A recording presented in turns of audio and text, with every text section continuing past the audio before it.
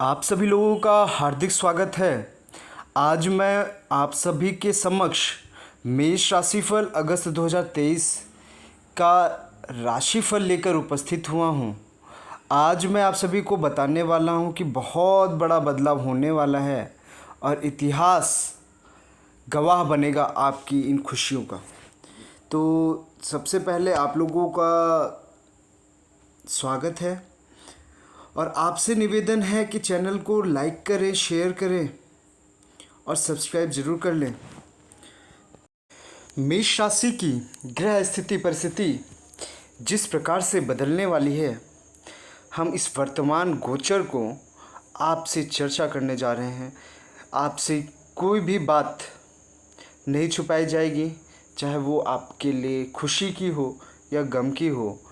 अध्यात्म G75 आपको एक एक बात मेष राशि के जातकों को जो उसके समक्ष होने वाली घटनाओं में विगत समय में होने वाली हैं उस पर उनको मार्गदर्शन देगा एवं सही रास्ता सुझाएगा। तो सबसे पहले हम वर्तमान राशि गोचर को समझेंगे और आपको इस बारे में बताएंगे कि वर्तमान में मेष राशि इतिहास में किस तरह ये समय को जाना जाएगा कि आप बोलेंगे कि ये समय था जब मैं अपने विगत समय में अच्छा कर रहा था। मेष राशि के जातक इस समय कह सकते हैं प्रगति की ओर अग्रसर होना शुरू हो जाएंगे। इस समय ऐसी घटनाएं होने लगेंगी कि वो भी कैसी भी घटना क्यों ना हो वो आपके पक्ष में चलने लगेंगे। अच्छा होगा तो अच्छे से अवगत कराऊंगा, बुरा होगा तो बुरे से अवगत कराऊंगा। बहुत सारे लोगों को तकलीफ़ हो जाती है, लेकिन क्या करो। देखिए, जो कुछ होगा वो सच बोलूँगा और सच के सिवा कुछ नहीं बोलूँगा, क्योंकि आपको प्रश्न करने की मेरी कोशिश नहीं। जो वर्तमान गोचर की स्थिति वही बताऊँगा, गलत कुछ नहीं बताऊँगा, जो सही होगा वही बताऊँगा। ऐसी आदत नहीं मैं दिलाने वाला हूँ आप लोगों को, ऐसी आदत नहीं डालने वाला हूँ कि आप लोगों को लगे कि नहीं, जो है वही बताऊँगा। तो सबसे पहले वर्तमान गोचर की स्थिति को बताऊँगा। उससे पहले आप लोगों से बोल दूँ कि मेष राशि कि वो जातक जिनका चंद्र राशि हो, जिनका नाम राशि हो, जिनका लग्न हो, वो सभी जातक मेष राशि की इस राशिफल को सुन सकते हैं। सबसे पहले आपके प्रथम भाव में आपके लग्न में राहु और गुरु दोनों विराजमान हैं। द्वितीय और तृतीय में कोई नहीं है। सूर्य और शुक्र चतुर्थ भाव में उपस्थित है। शुक्र वक्री होकर उपस्थित है। पंचम में सूर्य शुक्र बुध मंगल में गोचर होगा। छठा मंगल वर्तमान में पंचम में विराजमान है। षष्ठेश आ जाएगा, उसके बारे में चर्चा करूंगा। सप्तम केतु विराजमान है। अष्टम में कोई नहीं है। नवम में कोई ग्रह उपस्थित नहीं है। दशम ग्रह में कोई उपस्थित नहीं है। कुंभ में 11वें भाव में शनि विराजमान है और 12वें में कोई भी ग्रह नहीं है। तो अब हम इस बारे में चर्चा करें उससे पहले आप लोगों से हम निवेदन करना चाहते हैं कि आप चैनल को सब्सक्राइब कर लीजिए, साथ ही साथ बेल आइकन का बटन जरूर दबा दें ताकि आप हमारे आने वाले वीडियोस तक निरंतर पहुंच सकें। और आप लोगों से निवेदन है कि जो भी व्यक्ति हमारे माध्यम से कुंडली विश्लेषण कराना चाहता है, दिए गए नंबर 7985482433 पर व्हाट्सएप मैसेज करें और वहां पर अपने डिटेल्स को भेजें। कुछ ही शुल्क पर आपको सही मार्गदर्शन दिया जाएगा। जो भी व्यक्ति कुंडली दिखाना चाहते हैं, हस्तरेखा दिखाना चाहते हैं, वो हमसे संपर्क कर सकते हैं इन दिए गए नंबरों पर। देवियों और सज्जनों, जो ये राशि है ये एक सामान्य राशि है, ये गोचर के आधार पर है, क्योंकि जन्म कुंडली के अनुसार और गोचर में एक ज़मीन आसमान का फ़र्क होता है।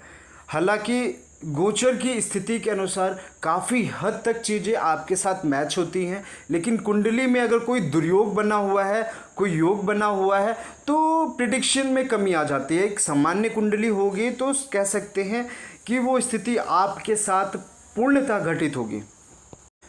गोचर का फल लागू होता है, लेकिन कुछ लोगों की स्थिति परिस्थिति, कुंडली की ग्रह दशा स्थिति, साथ ही साथ किस ग्रह का योग चल रहा है, कौन सा दुर्योग चल रहा है, उस स्थिति की वजह से कह सकते हैं प्रिडिक्शंस अलग अलग होती हैं, क्योंकि एक राशि के करोड़ों लोग होते हैं।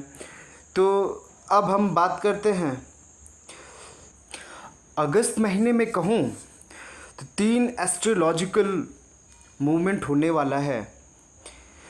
सूर्य, मंगल और शुक्र तीनों का यह गोचर, क्योंकि सूर्य पहले आपके कर्क में हैं और 17 अगस्त के बाद आपके सिंह में आ जाएगा, तो एक अलग परिणाम देगा, उसके बारे में हम चर्चा करेंगे। साथ ही साथ मंगल की बात करते हैं। मंगल सिंह में वर्तमान में है और यह 18 अगस्त के बाद कन्या में आ जाएगा, जो आपका छठा भाव है। और अब बात करते हैं शुक्र की। शुक्र वर्तमान समय में आपके सिंह राशि पे है, जो कि पंचम स्थान है। जब ये वक्री होगा तो वक्र होकर ये आपके चतुर्थ भाव यानी कि कर्क राशि पर पहुंच जाएगा। तो कह सकते हैं सूर्य की अलग घटना है, मंगल की अलग घटना है, शुक्र की अलग घटना है। वर्तमान में बुध सिंह में ही रहेंगे, केतु सप्तम में ही रहेंगे, तुला में ही रहेंगे, शनि कुंभ में ही रहेंगे, वक्र अवस्था में है, और गुरु राहु मेष में ही रहेंगे। तो अब हम आपकी कुंडली को विस्तार पूर्वक आपसे चर्चा करते हैं। तो सबसे पहले हम बात करेंगे सूर्य की, क्योंकि सूर्य आत्मा, सूर्य हमारे पिता, और सूर्य की चर्चा हम इसलिए कर रहे हैं क्योंकि 17 तारीख से सूर्य हमारे पंचमेश हो जाएंगे, आपके सिंह राशि में हो जाएंगे।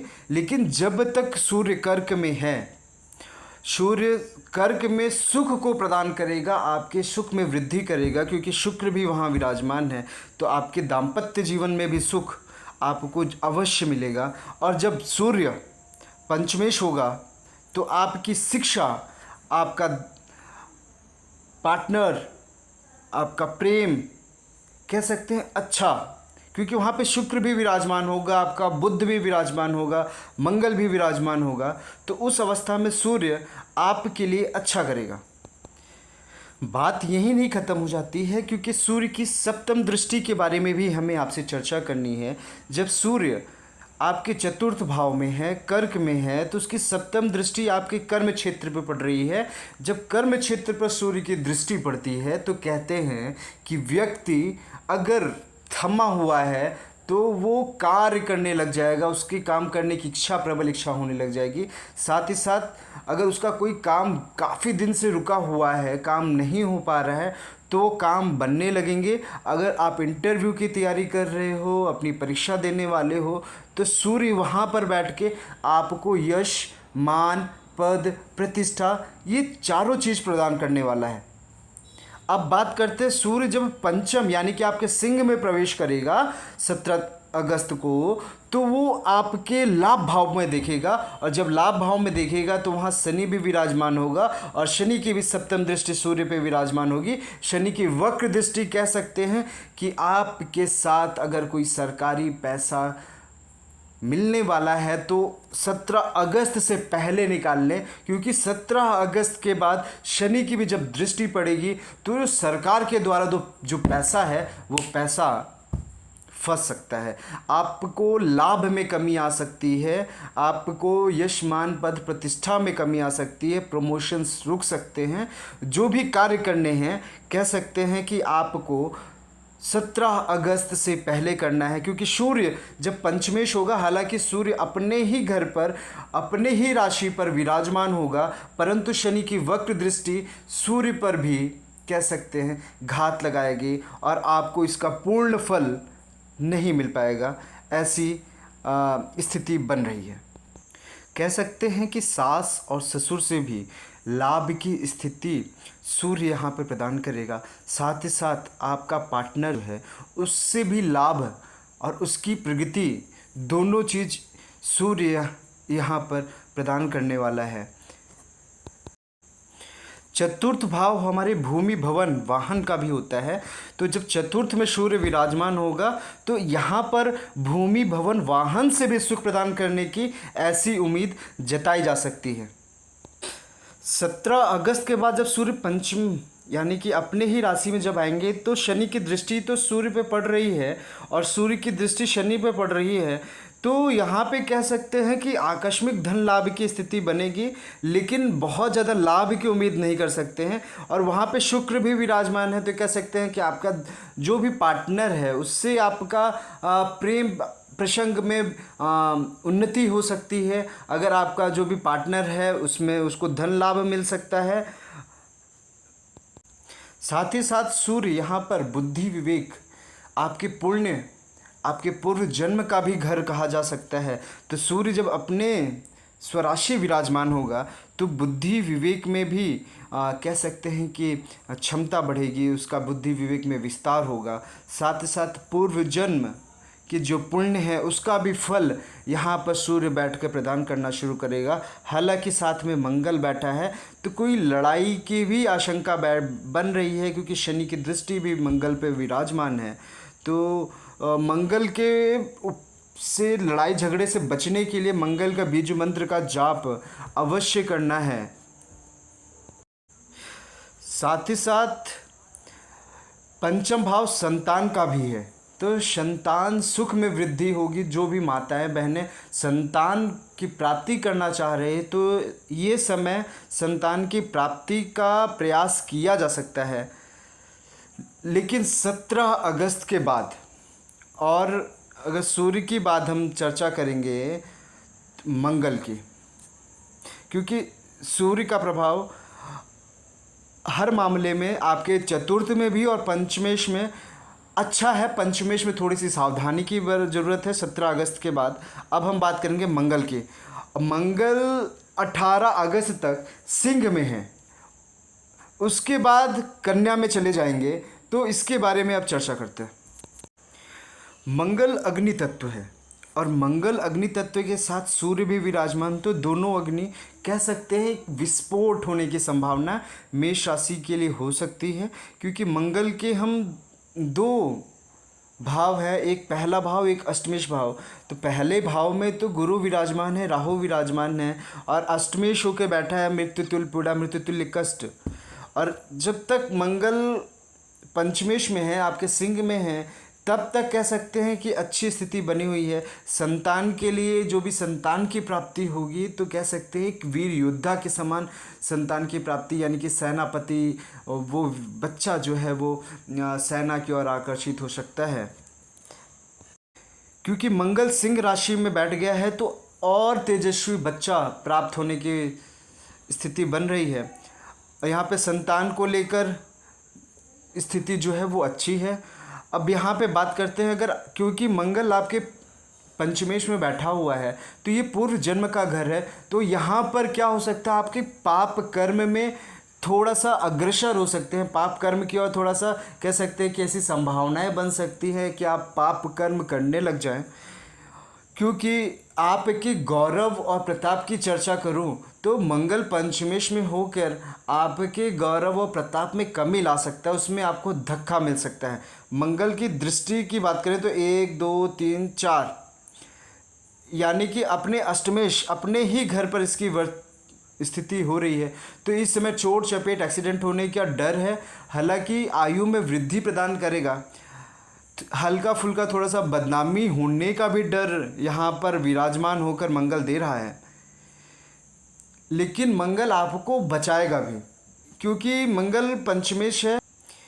मंगल पंचम में बैठकर आपको धन की प्राप्ति कर सकता है, क्योंकि इसकी सप्तम दृष्टि भी जो है वो आपके लाभ भाव पे पड़ रही है, तो आपको लाभ भी मिल सकता है। और इसकी अष्टम दृष्टि आपके व्यय भाव पे पड़ेगी, तो जैसे लाभ होगा उसी हिसाब से खर्च भी बढ़ेगा। और क्योंकि जब मंगल षष्ठेश आएगा तो षष्ठेश में आपको गुप्त रोग गुप्त शत्रु गुप्त पीड़ा रोग रिपु ऋण से मुक्त करेगा। अगर ऐसी संभावनाएं बन रही हैं तो आप अपने ऋण से मुक्त हो सकते हैं। इसकी हम चतुर्थ दृष्टि देखें तो आपके भाग्य पे पड़ेगी। जब षष्ठेश मंगल आएगा तो आपके मंगल में, आपके भाग्य में अचानक वृद्धि होगी।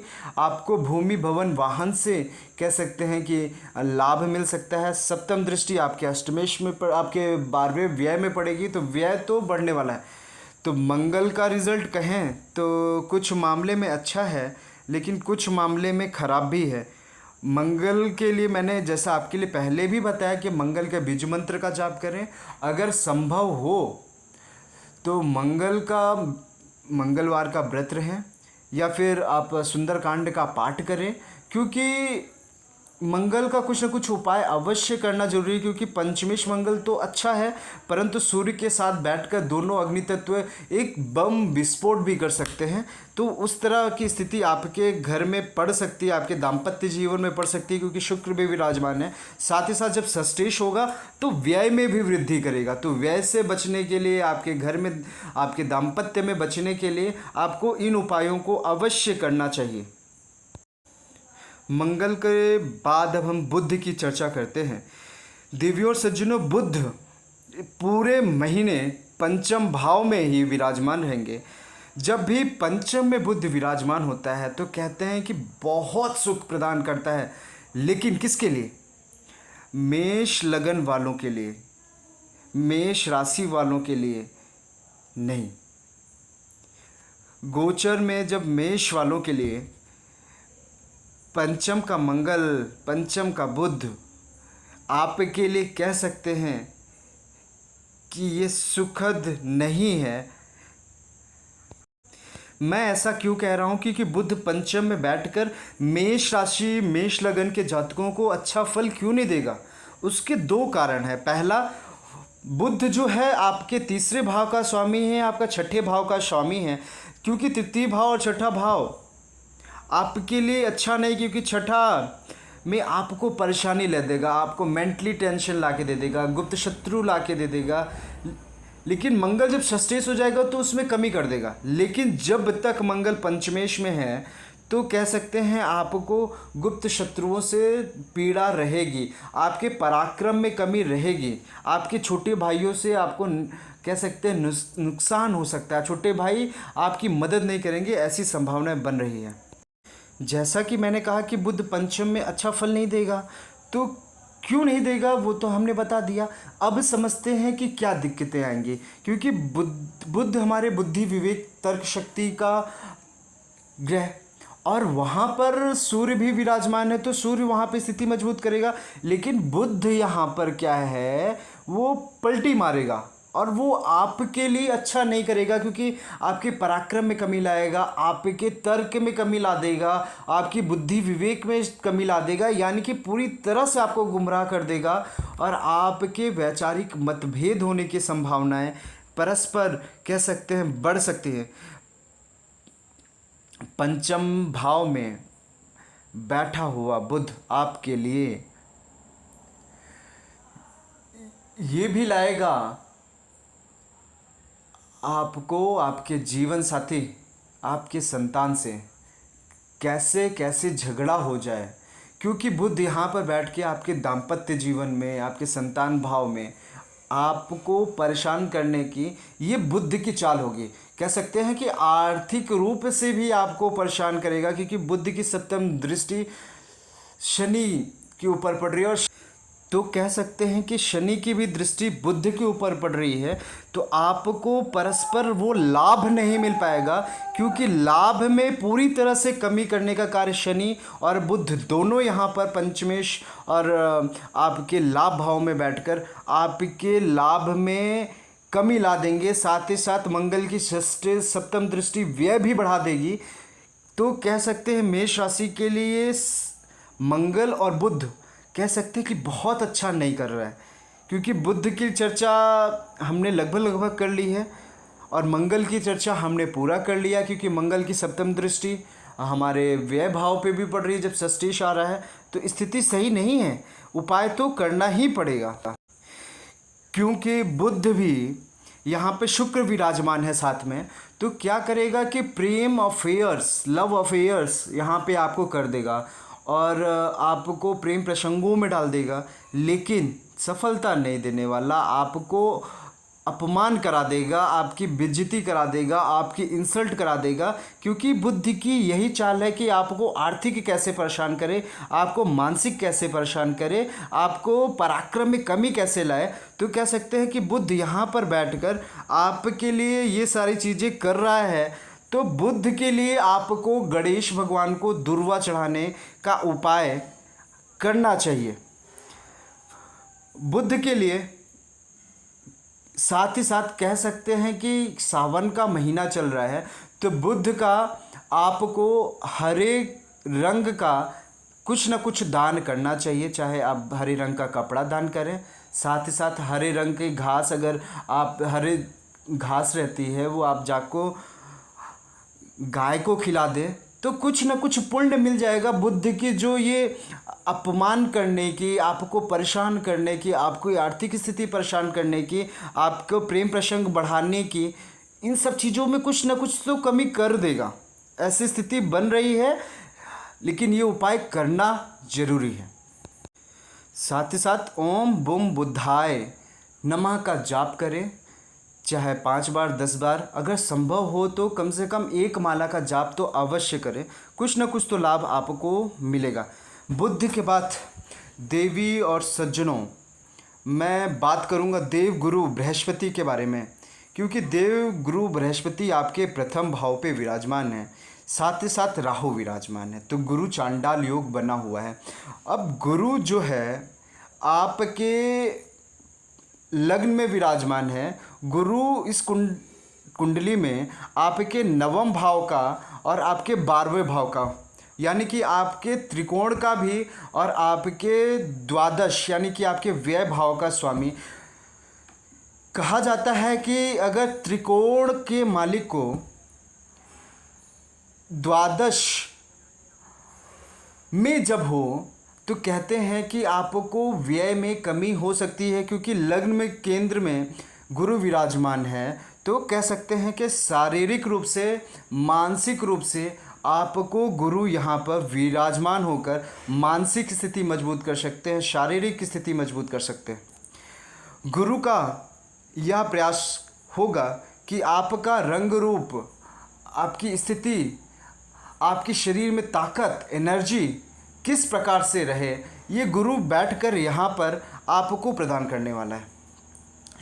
देवी और सज्जनों, गुरु का ये भी प्रयास रहेगा कि आप अध्यात्म का सहारा लेते हुए आप अपने चरित्र को अच्छा रखें, आप अपने अंदर विनम्रता रखें, साथ ही साथ धार्मिक में वृद्धि होने की भी संभावना है, क्योंकि 9वां यानी कि आपके भाग्य की वृद्धि आपके अध्यात्म में जुड़ने के पश्चात ही होगी। गुरु का यह भी प्रयास रहेगा कि आपके जीवन में सम्मान, यश, मान, पद, प्रतिष्ठा, कीर्ति आपको मिल सके। साथ ही साथ गुरु की 7वीं दृष्टि की चर्चा करूं तो आपके 7वें भाव पे पड़ेगी। तो गुरु का यहाँ पर बैठकर आपके दाम्पत्य जीवन को अच्छा बनाना, साथ ही साथ आपके जो पार्टनर है उसको आपके साथ अच्छा संबंध बना रहे। प्राइवेट पार्ट से संबंधित अगर कोई बीमारी है, कोई परेशानी है, पेशाब के रास्ते से या फिर किसी भी प्रकार के आपके गुप्त अंगों में परेशानियां हैं, तो कह सकते हैं कि यहाँ पर बैठ के गुरु नाश कैसे हो। गुरु यहाँ पर बैठ कर आपको कुछ न कुछ प्रदान करने वाला है कि आपको इन गुप्त रोगों से, परेशानियों से मुक्त करे। साथ ही साथ गुरु की 9वीं दृष्टि अपने स्वयं भाव पे हो रही है, तो कह सकते हैं धर्म के क्षेत्र में तीर्थ यात्रा करने का समय, कह सकते हैं आपको तीर्थ यात्रा करने का अवसर मिल सकता है, तीर्थ यात्रा की ओर अग्रसर हो सकते हैं। तो धर्म के माध्यम से आपको अपने भाग्य में वृद्धि करने का यह अवसर मिल सकता है। गुरु का यहाँ पर बैठना आपके लिए हर मामले में अच्छा हो सकता है। गुरु यहाँ पर बैठ के आपके साहस को बढ़ाने का कार्य करेगा, आपके पराक्रम को बढ़ाने के कार्य करेगा। साथ ही साथ आपके जीवन साथी को सुखमय प्रदान करेगा। जो परेशानियाँ वो विगत कुछ वर्षों से झेल रही थी या झेल रहे थे, तो उनको कुछ ना कुछ अच्छा प्रदान करना शुरू करेगा। देव गुरु बृहस्पति जो है यहाँ पर हर मामले में आपके लिए कुछ न कुछ अच्छा ही करने वाले हैं। ऐसी स्थिति यहाँ पर बैठकर होगी, लेकिन व्यय होने की संभावना है, क्योंकि 12वें में वहाँ पर व्यय होगा। लेकिन मैंने बोला कि ज्योतिष का जो सूत्र है वो यही है कि आपके त्रिकोण और आपके द्वादश का स्वामी अगर केंद्र में हो तो द्वादश का जो व्यय है उसमें कमी कर देगा। लेकिन मंगल की दृष्टि भी वहाँ पड़ रही है, तो क्रूर ग्रह की दृष्टि से कह सकते हैं कि व्यय में कमी तो रहेगी, लेकिन व्यय अवश्य होगा। तो बहुत ज़्यादा गुरु यहाँ पर बैठ के बुरा नहीं करने वाले हैं, कुछ अच्छा कर ही रहे हैं। तो गुरु के लिए बहुत ज़्यादा कोई उपाय करने की आवश्यकता नहीं है। अगर कोई करना ही चाहता है तो आप हर बृहस्पतिवार को 1-2 केले किसी अनाथ बच्चे को, या अगर सड़क पे कोई बच्चा घूम रहा हो जो गरीब हो, ऐसी स्थिति में हो, तो उनको केले का दान अवश्य करें। अब बात करते हैं शुक्र की, क्योंकि शुक्र के लिए हमने पहले ही बताया कि 7 अगस्त तक शुक्र आपके पंचमेश में रहेगा, शुक्र सिंह राशि में रहेगा। जब तक शुक्र 7 अगस्त तक पंचम में रहेगा तो आपको स्नेह, पद, प्रतिष्ठा, प्यार, आपके शिक्षा में उन्नति, आपके प्रेम प्रसंग में बढ़ोतरी प्रदान हो सकती है। उत्तम भोजन मिलने की पूर्ण संभावनाएं आपके लिए दिख रही हैं। इतना ही नहीं, शुक्र का यह भी प्रयास रहेगा कि आपके यश में वृद्धि हो, शत्रुओं का जो है वो नाश हो, और साथ ही साथ शत्रुओं से विजय भी प्राप्त हो। ऐसे शुक्र की ऐसी स्थिति यहाँ पर बैठकर आपके लिए बना रहे। और क्या होगा, शुक्र का यह प्रयास रहेगा कि संतान से भी सुख मिलने की पूर्ण संभावना है। आपके प्रेम संबंध अगर काफ़ी दिनों से दिक्कतें पैदा चल रही थी, काफ़ी दिक्कत हो रहा था, तो आपके प्रेम प्रसंगों में निकटता आएगी। जो भी प्रेम प्रसंग में लड़ाई झगड़े चल रहे थे वो समाप्त होकर अच्छा होना शुरू हो जाएगा। आपका अगर एजुकेशन के क्षेत्र में बात करूँ, कोई एग्ज़ाम होने वाला है, तो यहाँ पर बैठकर शुक्र आपको सफल बनाने का भी प्रयास करेगा, क्योंकि सूर्य भी विराजमान है और बुध भी विराजमान है। कह सकते हैं कि शुक्र यहाँ पे पंचमेश में बैठकर हर मामले में अच्छा है।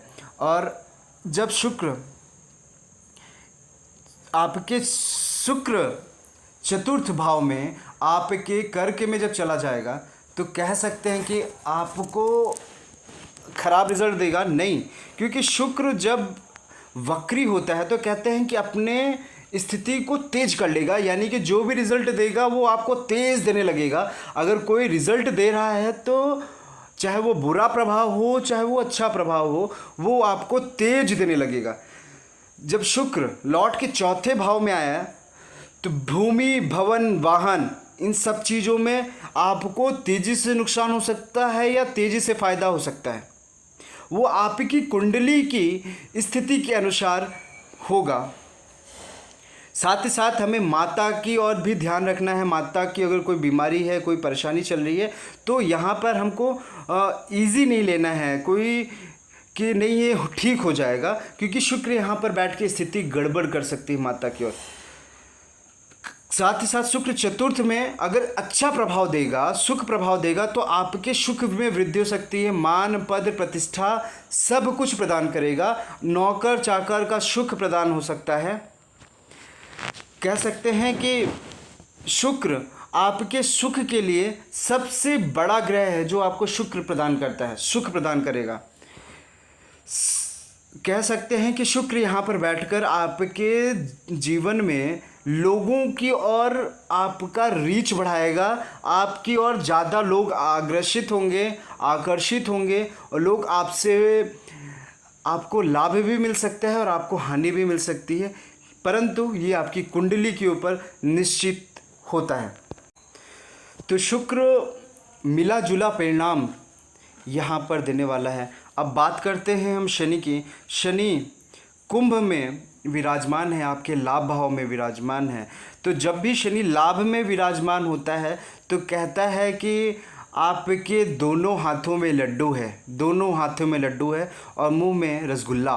क्योंकि शनि 11वां कहता है कि आपको आकस्मिक चमत्कारिक रिजल्ट दे सकता है, क्योंकि शनि का यही मौका है कि यहाँ पे मेष राशि के जातक अधिक से अधिक धन अर्जित कर सकते हैं। शनि यहाँ पर बैठकर बहुत ही सुखद होता है। आपका व्यापार अगर चल रहा है तो लोहे का व्यापार, ज़मीन से जुड़ा हुआ व्यापार आपके लिए अच्छा हो सकता है। अगर कोई प्रमोशन होने वाला है तो यही वो समय है जहाँ पर आपको प्रमोशन होने की संभावनाएं दिख रही हैं, क्योंकि यही वो समय है मेष राशि के जातकों को जो उनको ये समझना होगा कि इससे बेहतर समय जीवन में फिर दोबारा नहीं आने वाला है, क्योंकि आकस्मिक धन लाभ शनि यहाँ पर बैठ के देंगे। अब हम बात करते हैं राहु की। राहु जो है गुरु चांडाल योग में है, तो कह सकते हैं कि मेष राशि के जातकों को यह समय निर्णय लेने में असमंजस की स्थिति बन रही है कि उनका दिमाग काम नहीं करेगा, क्योंकि राहु जो है उसका सर होता है, धड़ नहीं होता। तो कह सकते हैं कि मेष राशि के जातकों पे अभी सर पे, मस्तिष्क पे विराजमान है। तो हो सकता है कि आपके लिए ये स्थिति अच्छी नहीं है, ये समय अच्छा नहीं है।